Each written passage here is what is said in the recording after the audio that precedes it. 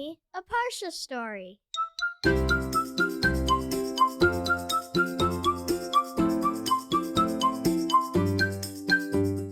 Welcome to Parsha House. Rabi Zayra was a big Talmid Chacham. He lived in Bavel, in Babylon. And Rabi Zayra had a very, very good life in Bavel. But something was missing. He missed Eretz Yisrael very, very much and wanted to go there and live there and learn Torah from Rabbi Yochanan in the city of Tiberia. But in the days that Rabi Zayra lived, you couldn't hop on a plane and fly to Israel. The trip was very, very difficult, and travelers had to protect themselves from lots of dangers along the way. One day, Rabi Zayra said, "That's it. I'm going. I am going to Eretz Yisrael." He wasn't a young man, and he wasn't very strong physically. On his way, he came to a river, and the river did not have a bridge for him to cross. It was clear that there was a ferry that normally took people from one side of the river to the other side of the river, and that would help him along on his journey to Israel. But how would he cross? The ferry was nowhere in sight. It was a big river. Suddenly, Rabi Zayra spotted a very narrow plank of wood that laid across the whole entire river. Above it was a rope, and the rope was tied to posts on either side of the river.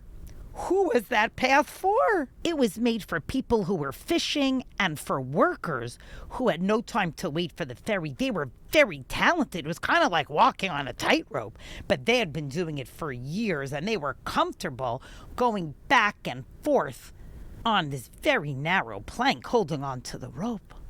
When Rabi Zayra saw the plank and the rope, he said, "Here's an opportunity. I do not want to miss out.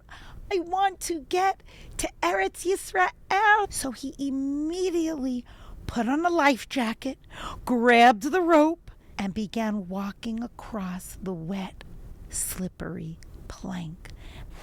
"Oh, here I go, 1 foot in front of the other. Okay, he said to himself. "Zayra, you got this. Right foot, left foot. Hold on tight. Get this right. Oh, I'm slipping a little bit. Hold on the rope, I got it. I don't want to miss this opportunity. I'm on my way to the Holy Land of Israel. Right foot, left foot, right. Do this, Zayra. You can do it. Hold the rope with all your might." He was talking to himself and strengthening himself because he really wanted to get to the other side, to be closer to the Holy Land of Israel, closer to his final destination.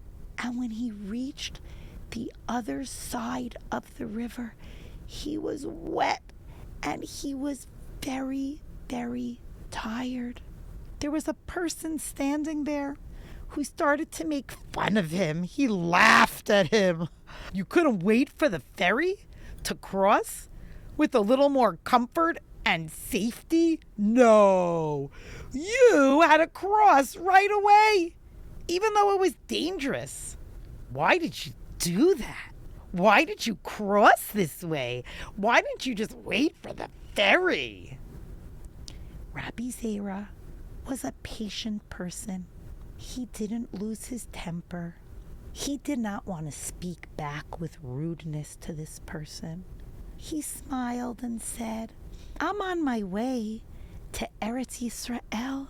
It was the greatest desire of Moshe Rabbeinu, and Aharon HaKohen to enter Eretz Yisrael, and they were not allowed to enter. Who knows? Who knows if I'll ever reach Eretz Yisrael? I do not want to lose any time. I do not want to miss an opportunity. I don't want to miss any minutes that I could be there. So that's why I decided to walk along the planks with the ropes on my way to the Holy Land of Israel. Rabi Zayra continued his journey and reached Eretz Yisrael safely, and he settled in the city of Tiberia as he had wished to do, and learned in the great yeshiva of Rabbi Yochanan. He grabbed on to an opportunity that presented itself to him. In the beginning of Parashat Emor, we learn many rules that applied to the Kohanim. And it says in the Torah, Ushamartem et mitzvotai ani Hashem. Watch over the mitzvot and do them, Kohanim. I am Hashem. Why do the Kohanim have to watch over the mitzvot? Why doesn't the Torah just say, keep the mitzvot? The Torah is teaching us an important lesson. The Torah is teaching us that we have to learn about the mitzvot, do the mitzvot, but also we need to watch out for the mitzvot. Watch the mitzvot, ushmartem otam. Why does the Torah tell us to watch the mitzvot in addition to keeping the mitzvot? If you're keeping them, isn't that much more than watching them? The Chassam Sofer explains that the Torah is telling us that we have to do much more than perform mitzvot. We have to be on guard for them, look for opportunities to do them, so that when the opportunity is there, we jump on that opportunity and do the mitzvah. Rabi Zayra saw an opportunity to do a mitzvah, and he jumped at the opportunity, even though it was harder for him to do it that way. He didn't want to miss the chance to do a mitzvah. If we see our parents pulling up the driveway with groceries, Ushamartem et mitzvot, we have to jump on the opportunity to stop what we're doing and go outside and help carry in the groceries. If we walk into our class at school and we see that there's some garbage on the floor, or we're finishing up at lunch in school and we see garbage on the table, let's not miss the opportunity. Let's look for a child who might be alone at recess and is looking for somebody to play with. Let's make an effort not only to observe and keep and do the mitzvot, but to watch out for them so that we can take advantage of every opportunity to do a mitzvah. And I hope that our efforts to do so will serve as a zechut to our beloved Chayalim and our brothers and sisters in Israel. Shabbat Shalom.